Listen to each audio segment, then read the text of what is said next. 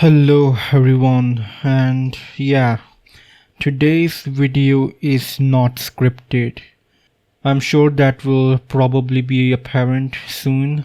I wasn't sure if I should make this video considering Charlie Kirk was assassinated so recently and things are still developing. Charlie Kirk went to Utah for a free debate and he was shot during that debate and the suspect is still at large.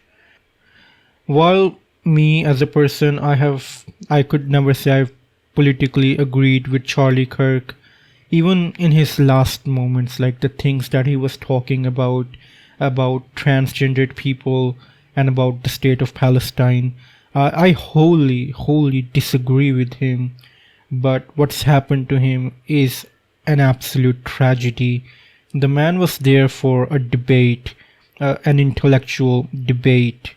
And if people don't like him, that's what they should do. They should fight him with debate, with words, not violence.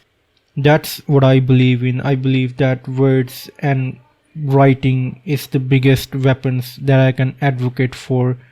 But after hearing the news and hopping on social media, I saw comments from people who were celebrating the assassination of Charlie Kirk, and it surprised me. It really did. It made me realize a couple of things. But really, I shouldn't have been surprised because I know that there are evil people both on the left and the right, regardless of what each side might want to convince you that the other side is more evil. That's not true at all. Both sides have very evil people in them. But I was surprised because, seeing people so blatantly celebrate the assassination, it is just baffling. I mean, I'm sorry that there's nothing going on the screen. I have a couple of tweets I wanted to show you, but I'm sorry, this is an unscripted video and I'm not really prepared for this thing. I don't think anyone was.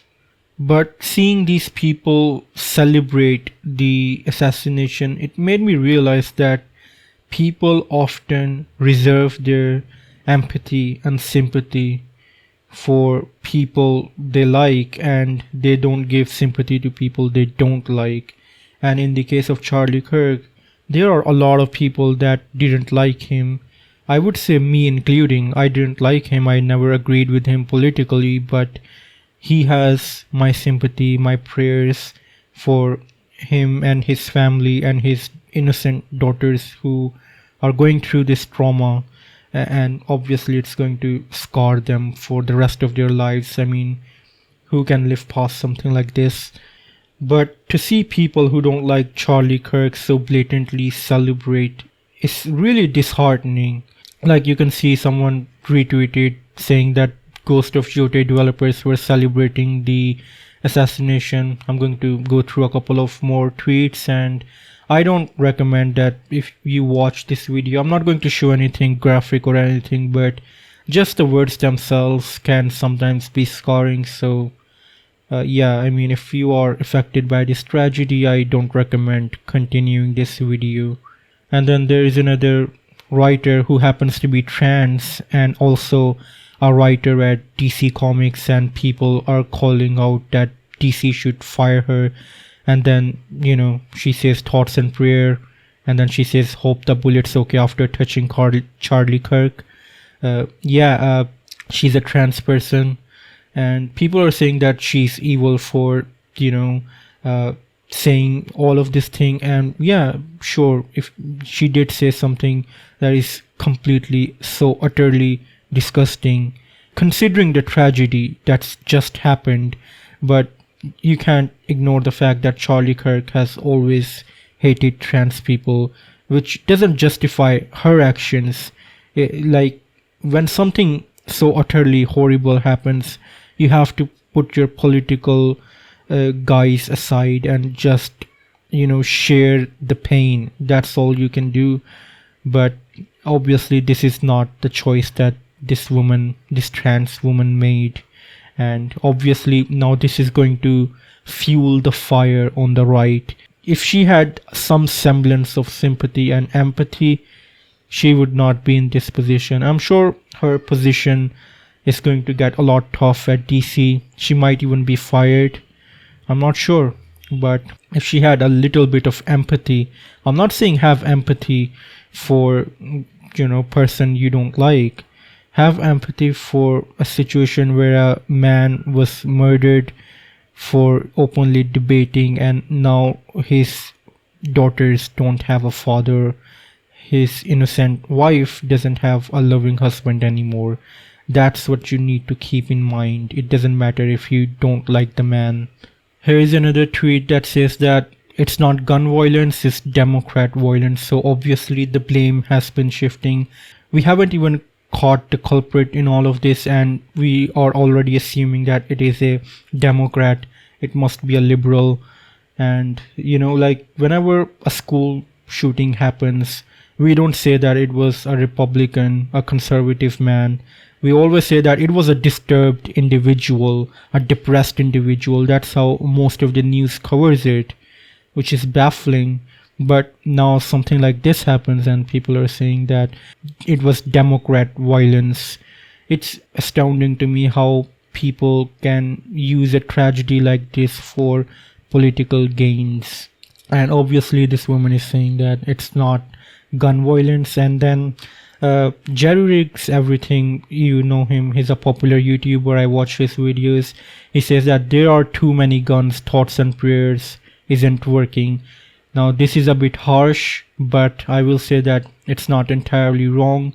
People who have pro-gun positions should really reevaluate. I'm not saying that you should just go for the nuke button and just ban guns, like reevaluate these things, that when you are pro-guns, it means that people who are deranged, people who should not be allowed access to guns, have access to guns, and people do things like this, things that happened yesterday. It's not right, and people should really reconsider their positions about being pro-guns. I'm not saying that like guns should be banned altogether. I would like to own a gun, honestly, if I'm being honest. It seems fun, okay, but we really need to reevaluate how we are distributing guns to average people. And then there's another tweet, these people are sick, make her famous. And then she says, whoever shot Charlie Kirk, thank you. And then yeah, you get it. But the point of this video is that people reserve their sympathies, and right now it is from the left side that you see something like this happening. People are celebrating. But whenever something like this happened to George Floyd, people to this day say that George Floyd was just having an overdose episode, that he was high. Whenever the police officer had his knee on his neck for more than 9 minutes, and it is just baffling that people like Ben Shapiro would go on to say that George Floyd was just ODing over there, he was in a delirium. It makes me sick to my stomach that these people have no sympathy, but they expect sympathy from the left, as saying that Charlie Kirk is now dead, so give us sympathy, and other people don't have it. But it's like, you also don't give sympathy when something terrible happens to George Floyd. Yes, he's a convicted felon, but George Floyd represented something that happens to black people so often that it sparked a reaction. George Floyd may have been a convicted felon, but he became a symbol because it represented a reality that black people are all too familiar with. And maybe that's something that most white people can't empathize with because they don't live in black people's shoes. And that's why people like Ben Shapiro, time and time again, don't have sympathy for George Floyd, says that it was all a ruse, and says that the police officer who held down George Floyd, he put pressure on George Floyd's neck like an animal for more than 9 minutes. He says that the police officer is in fact innocent. It makes me sick to my stomach that Ben Shapiro can say something like that. And I want you guys to see this footage and you can see what it says, that I'm supposed to have empathy for a guy that doesn't believe in it. I just want you to listen to it for a quick sec. I can't stand the word empathy, actually. I think empathy is a made-up New Age term that it does a lot of damage, but I can't stand the word.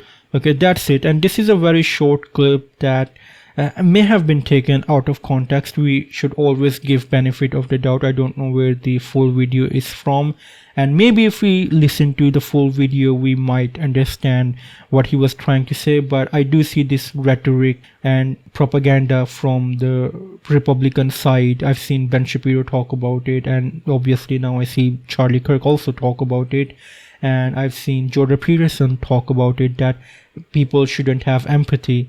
And people like Charlie Kirk advocated for not having empathy, and now people don't feel empathy for him. People would say that this is justified. People would say that this is ironic. But I would say if you don't have empathy for Charlie Kirk, it makes you as bad as him. Like, you're not right to not have any empathy. It just makes you a monster for not having sympathy, even for people you don't like experiencing tragedies. And this is the last video that I have for you guys, and this video is just one of so many that are just revolving around on social media, and I just want you guys to watch this thing for a few seconds. That should be enough. Ding dong, the witch is dead. To everyone saying that it was such a senseless, violent act, I want you to remind yourself that it was God's plan. I mean, really, it was actually his fault, because, like, he should have been wearing, like, a bulletproof neck brace or something. Like, I cannot believe he walked out the house. Well, that's enough of that. But yeah, people like these are now associated with the left, because they are, but there are definitely people like this on the right as well. People who are against Black Lives Matter movement, people who don't feel sympathy for George Floyd, people who have no sympathy for immigrants.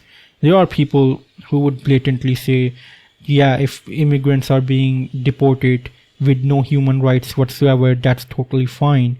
I'm just saying that if you hate this person for saying what she's saying, there are equally miserable C words in the right party as well. And at a time like this, it's like dancing on the grave of someone, and I just don't think that there is any human decency in doing that. And I'm sorry, maybe you came here and you thought that this video would stroke your ego. I am someone that never politically agreed with Charlie Kirk, but I have my absolute utmost sympathies for him and his family, and I genuinely mean that. This is not a sarcastic thing. Again, I think some of the things that Charlie Kirk said are really, really horrible. I highly disagreed with the man, but what happened to him is just a complete, utter tragedy. That's all. Well, honestly, I don't really know how to end this video. The perpetrator is still at large. We haven't caught him. The FBI says that they caught someone of interest, but they let him go, and the real culprit is still out there. But for now, all I can say is that be human, learn to have empathy, even for people you don't like, especially for people you don't like, because that's what being human is all about.